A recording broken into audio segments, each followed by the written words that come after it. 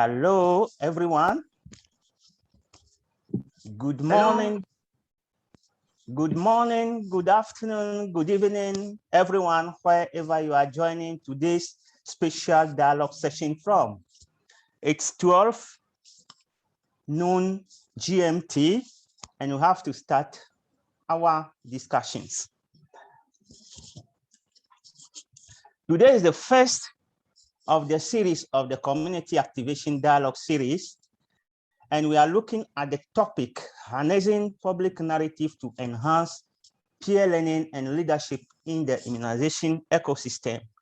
So you have the Alarm 5 team leading the discussions. So I once again welcome everyone. And once you join, please kindly let us know each other. Use the chat box to indicate your name and your country. Use the chat box, indicate your name and the country you're joining from. So you are all welcome, and let's get to know each other. I'll also take this brief opportunity to take us through some instructions. Please use your microphone. Please mute yourself when you are not speaking to help us to limit background noise, and also use the reactions button at the bottom of the screen. If you want to raise up your hand, use the raise hand icon so that the facilitators call you and give you the audience. Hi. Hello. Hi, Dr. Mohammed Amir from Egypt. Please, thank you. Can you use the chat box? Introduce yourself in the chat box. Thank you, Dr. Ahmed. So you want your first name and your last name in the chat box. I also take the opportunity to introduce to you the advanced training community facilitators. We have MJ Yuri, who is Coordinator Global Community Engagement at Sabin Vaccine Institute. We have Dr.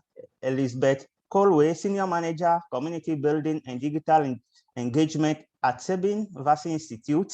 We have Peja Stojic, Medical Director with the People's Power Health. We also have Nina Bokeh and Zenith, all from People's Power Health. They are course facilitators, and I also take the opportunity to introduce to you Alarm 5 team, who have just completed the activation. So Alarm 5 team comprised of Attahir, Abubakar, Technical Assistant at Zamfara State Primary Healthcare Development Board in Nigeria. We have Lucy Kanja, Vaccines and Immunizations Consultant. And we have Aanu Rotimi, Founder and Executive Director for Center for Accountability and Exclusive Development in Nigeria. We have Anthony Pani, Disease Control Officer at Ghana Health Service, and also Mata Ngoe with Ministry of Health, Cameroon. And we'll also take the opportunity to quickly look at what we're coming to do today. In today's session, we are going to have introduction to basics of public narrative. We'll have a case study which we'll work on briefly. Then afterwards, we'll share experience, and we'll also have the opportunity to know a few things about the Boot platform by virtual tour of the Boot platform. So with this, I'll just hand over the platform to Aanu to continue with the discussions. Thank you very much. Good morning, good afternoon, good evening to everyone joining us from across the world. The Alarm 5 team is happy to welcome us here. And today we'll be discussing the public narrative. Where and how are we meant to use it? How do we translate, how do we organize people and help them to translate their resources into the power they require in mobilizing actions that they want to see happen? Before we proceed, I would love everyone to tell us, using one word in the chat room, what motivates you to learn or to act? What actually inspires you? What is that thing that actually spurs you to action? use the chat room to share your thoughts with us, and I'll be reading from the chat room.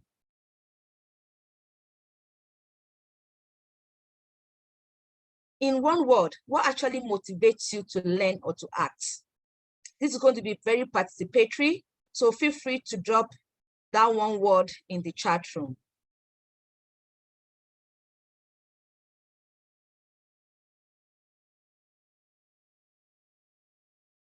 Results. Thank you, Lucy. I can see Lucy is saying results. Okay, gaps. To gain skills.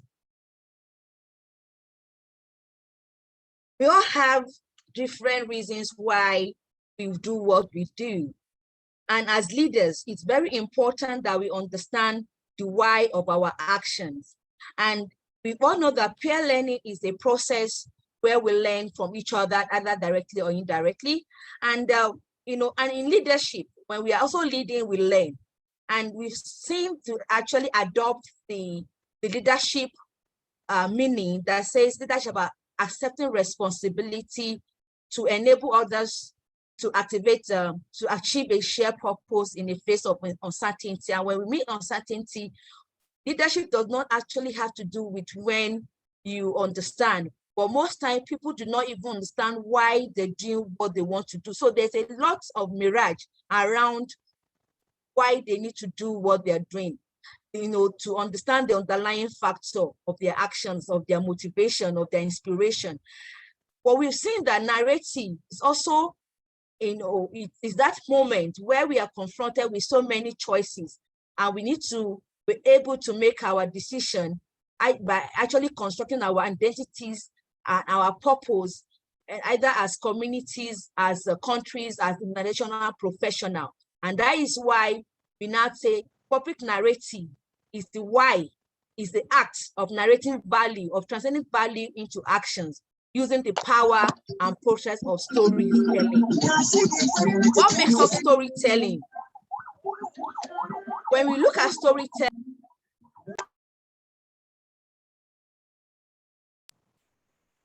sorry for that. Please let everybody mute their microphones.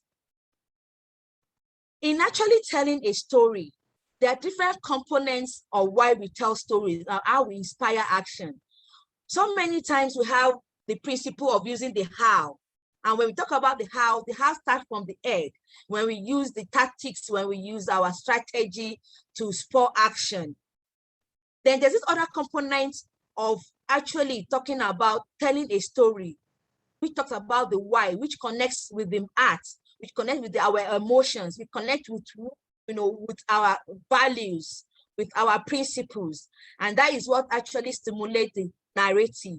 And when we actually combine the how and the why, we are meant to have an action. But when we do not combine the why with the how, that is the narrative and the strategy together, might not actually inspire the desired result that we want to get. And what is the difference between the how and the why is the emotions and the value which we communicate through our art to people. When we connect with people's reasoning, when we get people to understand that it goes beyond the analysis. And in most of our organization, we mostly tend to use the strategies, and we it might not get us to achieve the solution that we actually intend to achieve.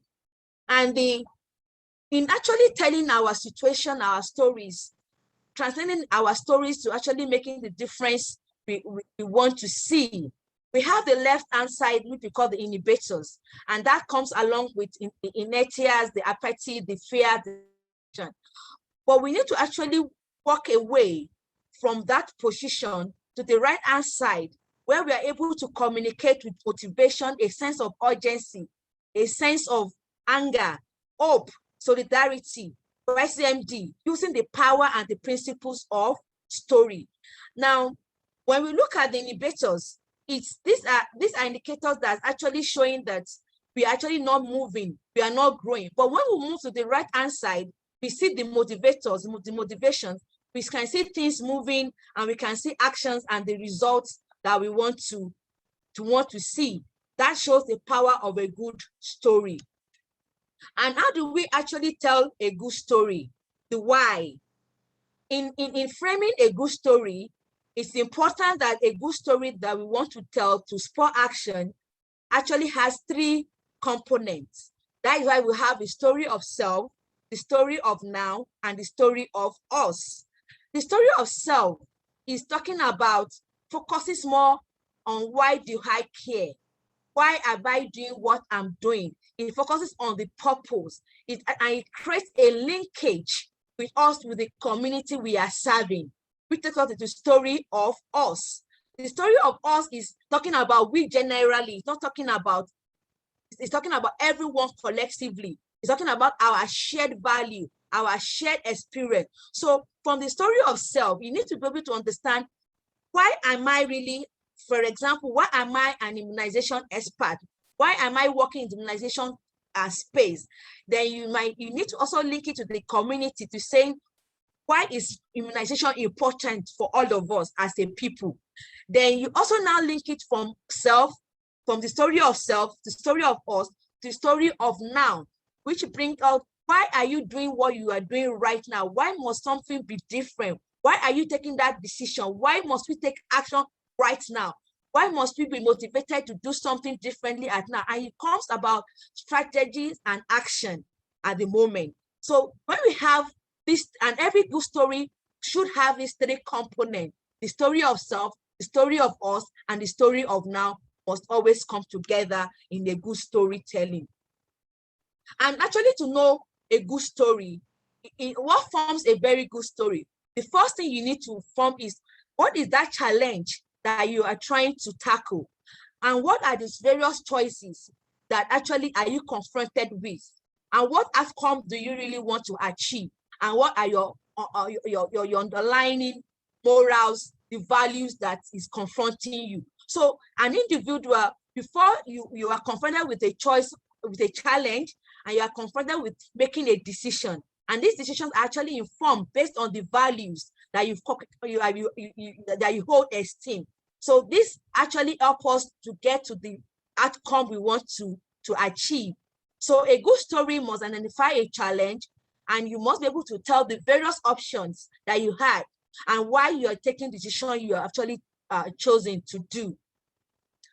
And in thinking of a time, I'm inviting all of us to think of a time as we go forward in this conversation, that what have you stood up for? What did you feel was an issue to you, and why is it important to you?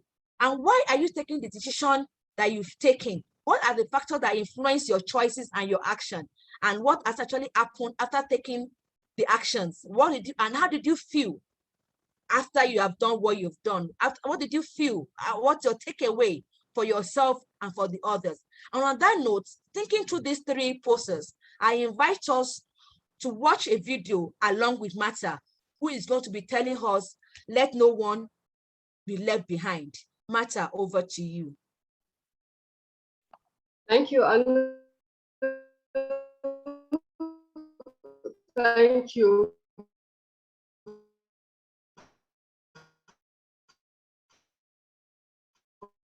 for that elaboration on the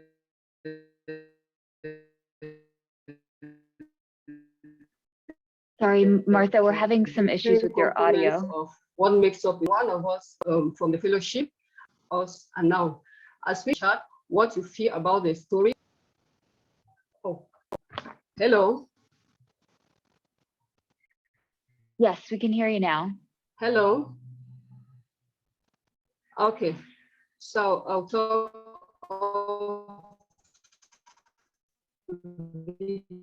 video. So thank you. And as we move to the video prepared by one of us as fellow, to put on the chat what you feel about talking about your story of self, the story in the chat, what you had, what triggers you, emotion, and also what you can take home for the video. Please feel free to do that, to watch the video. Thank you. Great. Thanks, Martha. I will share the video Liz. now. Yes, hold on one second while I share my screen.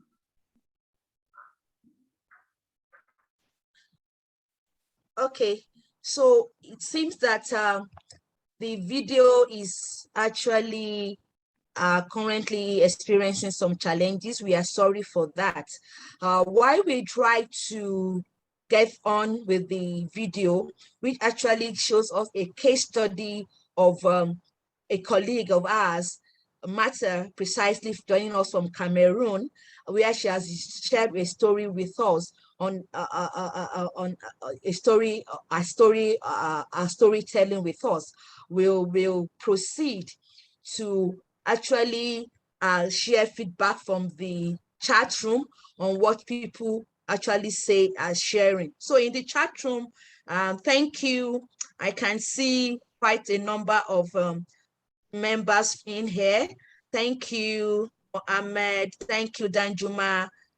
Yeah, so, okay. And we have in the chat room saying that it's storytelling helps us to know who and consider. That's good, Muhammad. Yes, it helps us to build capacity and knowledge. That is from that's from Elizabeth. Then Fred is saying it actually helps in team capacity. Liz is saying it helps for personal improvement to gain more knowledge and experience.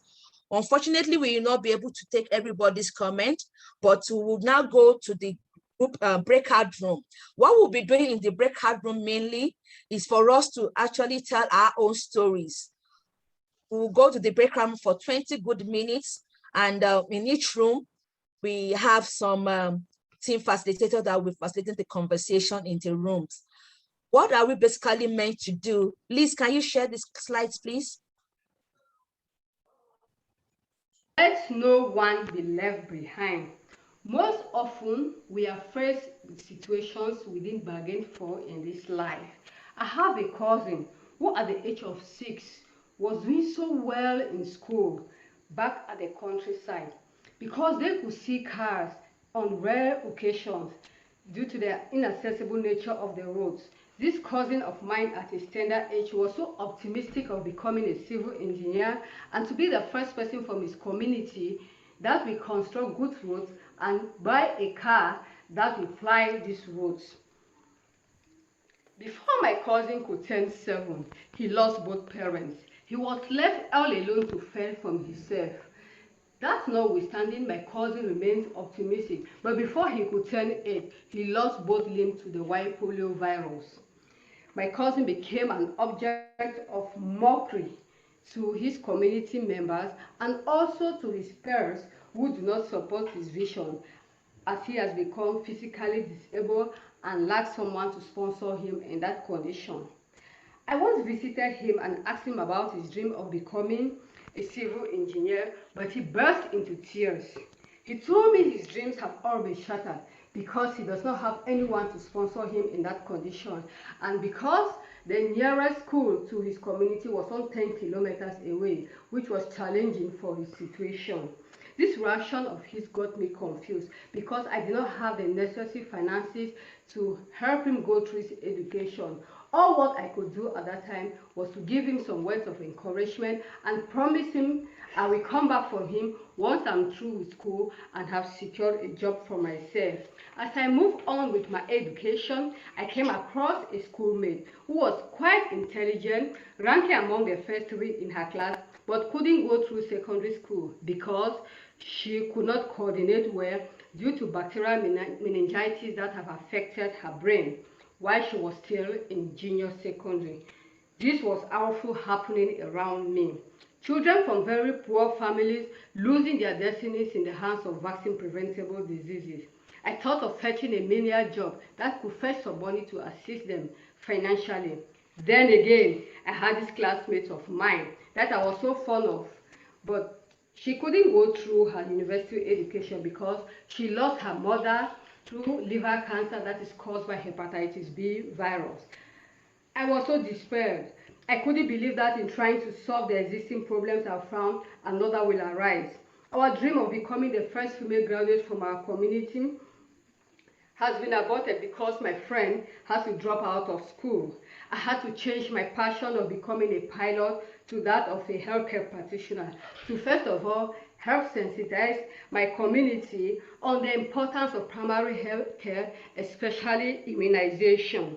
Secondly, by working with humans who have stories of how desperate they have once been and how they receive help. And these are the people whom I know can easily give help, pin hands to others in need. We all come across some of these challenges in our daily lives.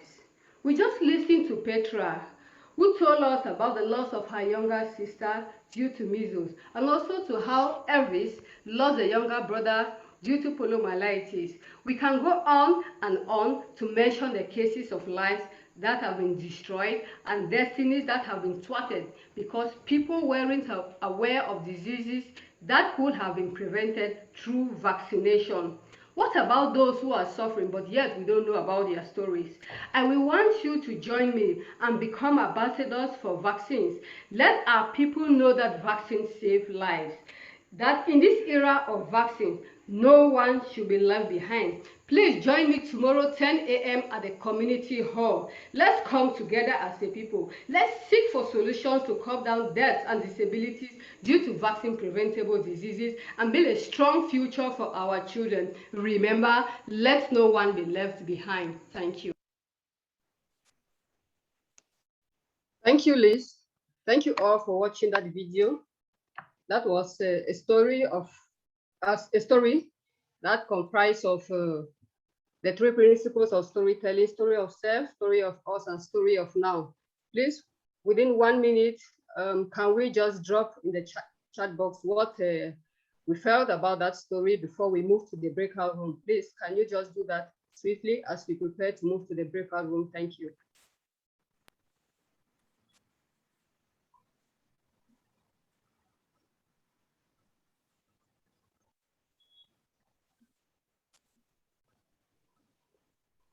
As we prepare to move to the breakout room, we are watching the chat with your comments. In the breakout room, we'll be in small groups where each person in the small group will be given the opportunity to share his or her story. This time, it might be just a story of self. You don't need to take it down to us and now. Just talk about a story of yourself, and then the others will give feedback on how they felt about the story. What was the moment? What was that moment of that story? The picture they could remember out of the story shared by the other colleague, and what were they curious about that story? What did you actually learn from that story? So from the chat box, we could see that it was that of motivation and hope from it, genuine. I was able to identify what the challenge was. And from Danjuma, Nwofo said it was very touching. So keep the, Lucy said, well done, Martha, for sharing on the importance of vaccine in saving lives. Almost shed tears. Elizabeth said, great story, and it has really showed the three components of storytelling. Danjuma said, this is a good story. Reda, welcome. Our mentor, thank you for being here. He says, thank you, Martha. Deep conviction and authentic leadership can be conveyed, and they come the hard way, though experience. Thank you so much, Reda. Thank you to all who have shared their view on the story. So invite Liz to share us into the different breakout rooms as we tell our stories. They're just a story of self. And then we'll be working on how to be a story of self in future as we take courses on story on the Boost platform. Thank you so much. Liz, over to you. Great, thanks, Martha. So in a second, everyone will see a pop-up on their screen inviting them to join a breakout room. So we just ask that you click on that button. We'll be in breakout rooms for about 20 minutes, and I'll be sending reminders throughout so you know how much time you have left. And then we will reconvene and discuss what you talked about in those breakout rooms. So with that, I'm going to go ahead and open the rooms. welcome back from the breakout room. Attahir Abubakar on behalf of the Alam 5 team, welcoming all the participants. How did it went? Can we hear from group leaders or groups that were selected members to present their feedback? How do you feel after hearing that story? What specific stories or example painted the challenge and the choice for you? Can we start with group one? Which group? Group one. Group one. Yes, Joseph, over to you. Over to me. Thank you. Good evening. Thank you. The stories, they were very good stories. And what I've learned, I can take the story of Aurora. She gave about Kenya in Western Kenya. And I hope she enjoyed the mountain there and the climate there in Kakamega and the other town like Lakeside of Kisumu. She gave the story of the mothers. They have to send somebody to confirm whether they are the vaccine. And if the people have seen Western Kenya, they know the landscape there, how it is, and the distance the mothers go for them to get those vaccines. So for them not to waste time, they have to send one of them. And funny enough, as she has said in her story, the following day there were so many people.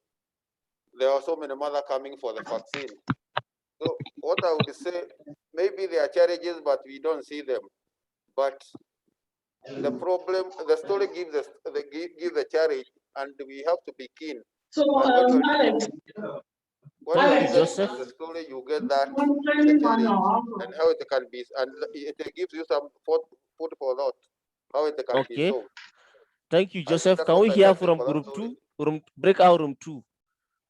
Breakout room two. Hello, everyone. Yeah. We're able to hear a story of Mohammed about his own child that had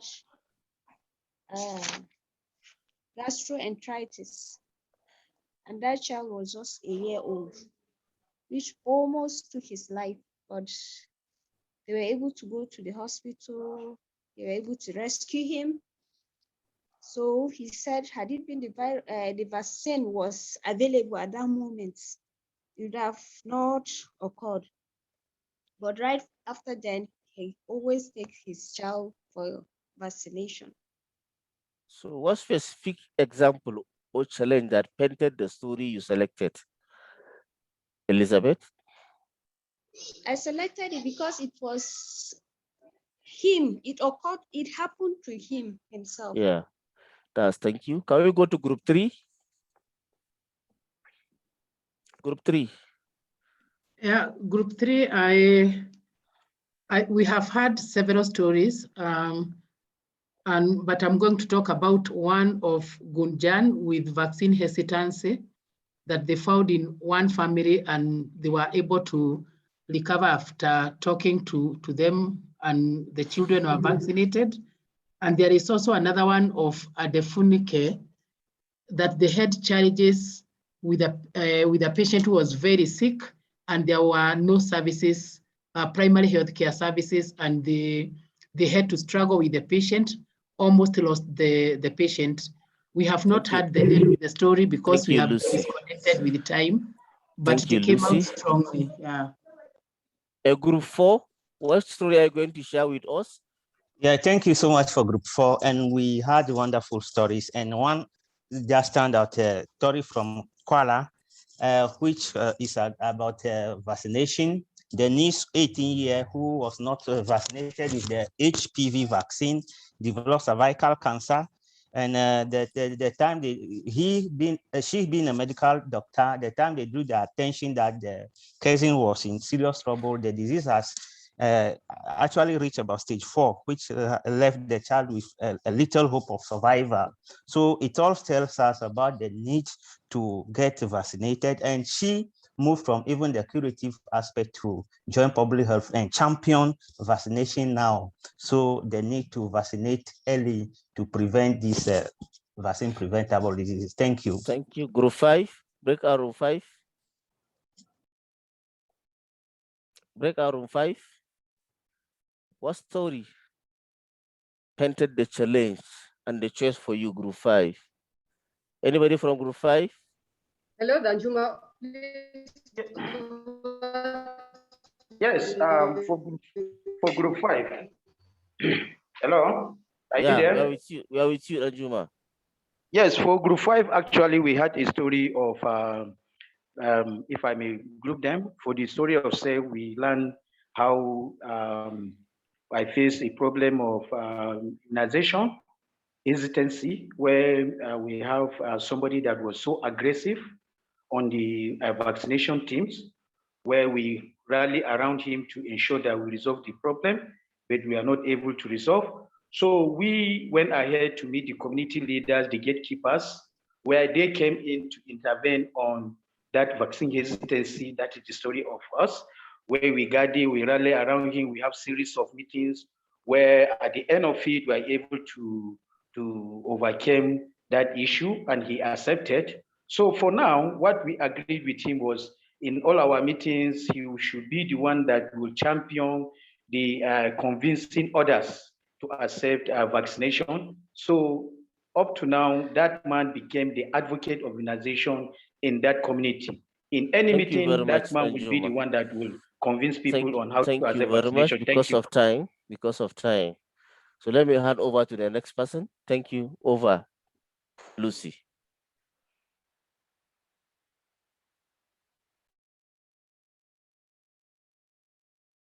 Lucy.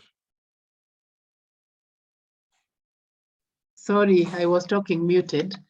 The next person, we are going to have Ginyu Innocentia Kuala, and she's going to share briefly her experience with Boost. Over to Ginyu Innocentia from Cameroon. Okay, thank you very much. It's an honor to be here. I am Ginyu Innocencia Kuala, and I work at the International Vaccination Center in Boya, southwest region of Cameroon. I joined the Boost team sometime late 2020, approximately, I think in November. And I have so far been excited by my journey throughout my stay on the platform. I have had a lot of experiences being on the platform. I've learned so much, and especially now we are talking about storytelling, and the Boost community has actually influenced greatly my profession in that I am able to understand in detail what some of the things that I probably did on just by routine, but now I've been able to understand. I was in the course for Reach Every District. I was in the course of talking another course on supportive supervision, and all of that made me to be able to understand the essence of vaccination, and above all, this course for storytelling has been able to make me to understand how to be a public narrator, to be able to pass out information that will be able to move people to understand what I am doing and to be able to attain the goal where we are going to. We know vaccination vaccination is one place where people have a lot of hesitancy, especially with the coming of COVID. And so if we do not pass over the story very well, then we may miss the mark and we may have a lot of hesitancy. So I think I am liking the course and I'm learning very much from the course. Telling the story of self, of us, and all of that has made me to be able to use my personal stories to inform people, to sensitize people, and to get them motivated also, so that we can be able to work on this journey towards vaccine prevention. So I think it has been a wonderful experience so far. And I am also encouraging other of my colleagues to join, because it's a mind-blowing experience. And my experiences are growing more and more. Thank you very much. Okay, thank you so much, Ginyo. And now I hand over to Anthony to take us through a virtual tour of Boost platform. Over to Anthony. Thank you, Lina. Thank you, Lucy. We actually developed a video to guide us toward the Boost platform, but because of our time, we'll share the link of the video in the chat so that you can download it and play to follow how to taught the Boost platform in case you find it difficult to navigate and find resources. So basically, as you join the Boost, you create an account. And when you want to do anything in the platform, you have to log in using your email address and your password, as you can see above.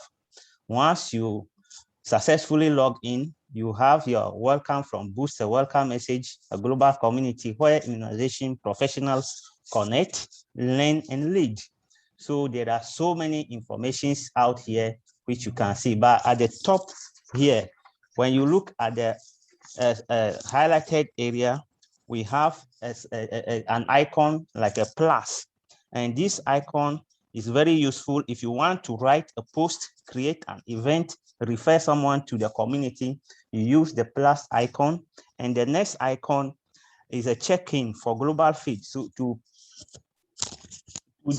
post something for all members in Boost community, all study groups to see, you use this one to publish your information or feed. So we also have the notifications icon, and this notification icon gives you the current notifications of all the people who actually updated the Boost platform. And you also have the message icon. If you want to use for direct messaging, you use the message icon. Then where we have the picture, you have that's the personal profile. So that's yourself, your personal profile.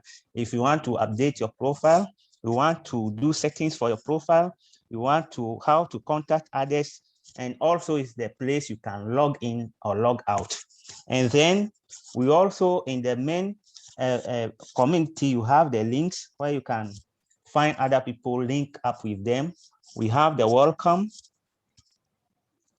We have the welcome, and the welcome also tells you about much about the Boost and what the community does. The community guidelines are all spelled out. The partners to Boost are all there. They will also have the community feed where we always update other Boost members. And then we also have the connect with other members. So you see a lot of Boost members there, even with the maps for geographical is where they come from and others. And you have the learn to lead, where you have the various groups, learning groups. You have your learning group, you click on it, you have another platform where it's not for the general one, but specifically for your group. And then you can post updates and other things, find the resources. So we have the news and resources, updates, assignments, and other things for the groups. They all are all find there. And then we have the bright spots and also the postcard where people's work are published there for other Boost members to read and save. Then we have the COVID-19. So we also have the COVID-19 information about COVID-19. You need to learn more about COVID-19.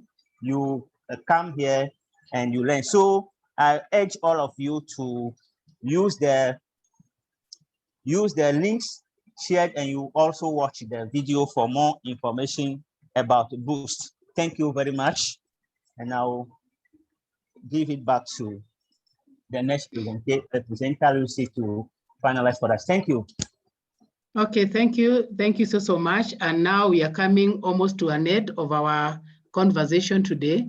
Thank you for joining us. And there are some announcements. On Thursday this week, we still have another group of champions that will be tackling at the same time, like today's session, community activation in era of COVID-19 pandemic. And their theme is using community engagement to tackle COVID-19 vaccine hesitancy. Then on Monday 27 at 12 p.m. GMT, same time like now, there'll be a topic on addressing challenges of rural coverage through community activation. And then on Thursday, we'll have another series, the same time, the road to vaccine acceptance. Where is the voice of the community? So we hope to see each one of you, and feel free to share the invite with your colleagues so that we grow together. Now I'm going to hand over to Nina for final remarks. Over.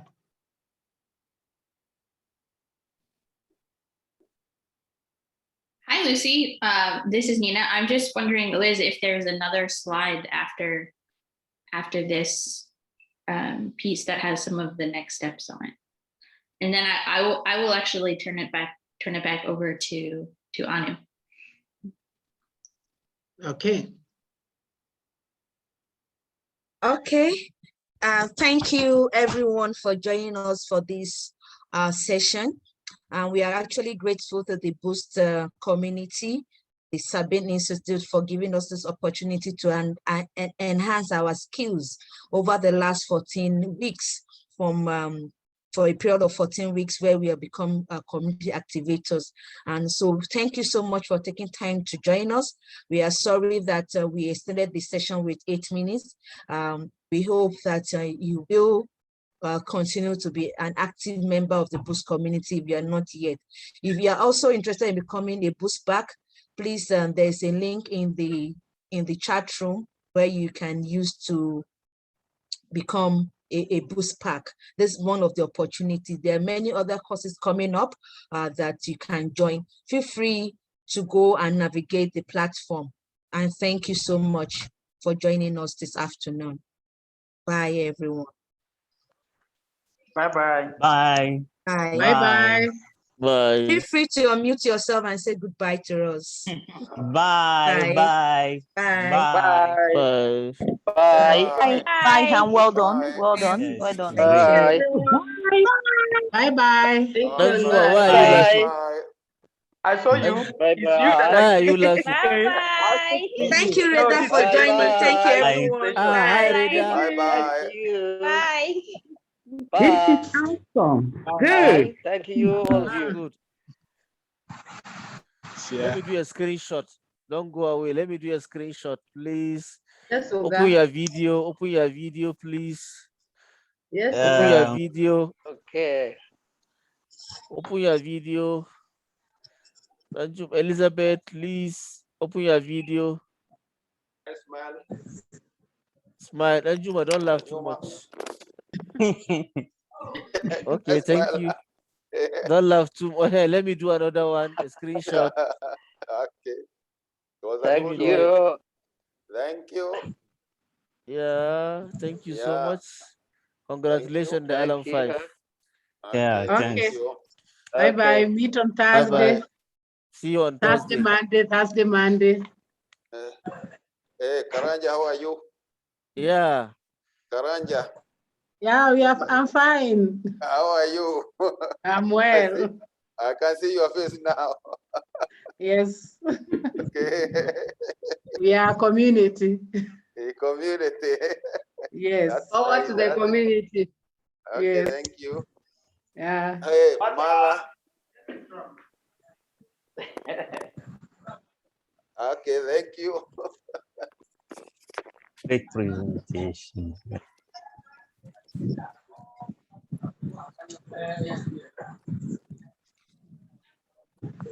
Wow, this session was great. People don't want to go. I told you, people don't want Yes, to leave sir. the session. Yes, so they want a replay. Yes. They want a replay. I said people don't want to leave the session. They want us to Yeah, start. They wanted to start over again. interesting, yeah. Yes. I know this man from Ethiopia. They never learn to connect. I meet this. This to reach connect. Yeah. Yusuf. Yeah. Yusuf, are you there? Yeah, You this thing is okay. Sometimes it's good. Sometimes it's good when you see the faces, you know. Yeah, I remember your face. Yeah. Sometimes we meet him. We